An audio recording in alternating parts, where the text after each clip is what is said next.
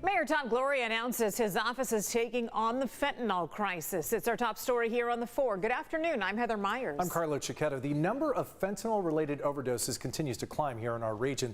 In fact, in San Diego County, there were more fentanyl deaths in the first 6 months of this year than all of last year. CBS 8's Kelly Hessedal joins us live from City Hall with what the mayor and other law enforcement leaders had to say. Kelly, this has become a massive emergency in our county. Absolutely. You know, and just hours before this news conference today, police were called to a home in University Heights where 2 people died of a suspected overdose. Now, we don't know for sure if it was fentanyl related, but the police chief says it's certainly possible. Now, the mayor says the fentanyl crisis has become so bad in San Diego that it's now become a top priority for his office. As mayor, I won't stand idly by as predators target residents and our vulnerable, unsheltered folks and our children. Our law enforcement agencies are already undertaking serious and concerted efforts to address this, and I'm pledging every bit of support that San Diego can offer.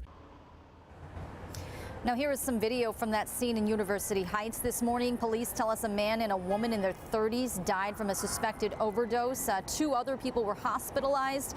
Now, scenes like this are playing out across the county every day, and the mayor says he's issuing an executive order this month to basically say this is an all-hands-on-deck effort. He's dedicating more resources to enforcement and investigations. He wants staff to look at creating policies that can help deal with this fentanyl crisis, ways they can support the DA's office in pushing for stiffer sentences. He was joined today by the DEA, the U.S. Attorney's Office, the Police Department, the Sheriff's Department, who say this crisis affects people from all walks of life. Mayor Gloria says fentanyl dealers are preying on the homeless population. The DEA says kids are getting a hold of fentanyl-laced pills from social media. They're getting it from their friends at school. Here's DEA Special Agent in Charge, Shelley Howe. I just sat down with a mother yesterday for 2 hours that lost her son from taking half of a pill.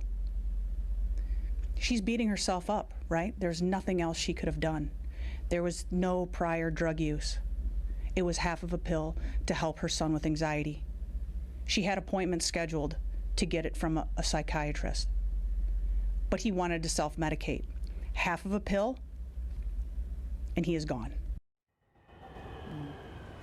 And authorities say that San Diego really is ground zero for smuggling when it comes to fentanyl because of our proximity to the border. They say it's coming in here from Mexico, going through San Diego, and ending up in other parts of the country as well as on our city as well. Now, the Border Patrol and the DEA are doing everything they can to seize it at the border. They're making record seizures, but we're still dealing with this crisis. Heather and Carlo. Yeah, scary to hear the numbers here, Kelly. Now, you mentioned that one of Mayor Gloria's priorities is to make sure that the dealers get stiffer sentences.